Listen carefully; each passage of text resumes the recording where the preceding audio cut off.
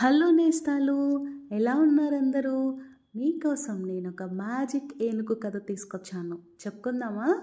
ఒకప్పుడు ఒక ఊరిలో రియా అనే అమ్మాయి ఉండేదన్నమాట. తనకి జంతువులంటే చాలా ఇష్టం. ఒకరోజు అడవిలో తిరుగుతూ ఉంటే రియాకి ఒక చిన్న ఏనుగు పిల్ల కనిపించింది. ఆ ఏనుగు తలపై ఒక మెరుస్తున్న నక్షత్రం గుర్తుందన్నమాట.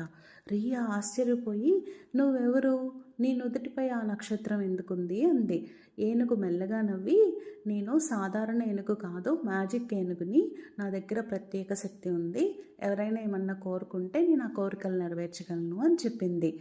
ఓహో అనుకుంటూ రియా, "అయితే అడవిలో పక్షులు, జంతువులు ఏవి కూడా ఆకలితో ఉండకూడదు" అని అడిగింది.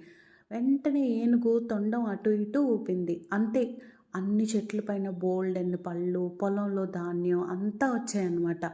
సంతోషంతో మళ్ళీ ఇంకో కోరిక అడిగింది. "మా ఊరి పిల్లలందరికీ చదువు రావాలి, అందరూ సంతోషంగా ఉండాలని."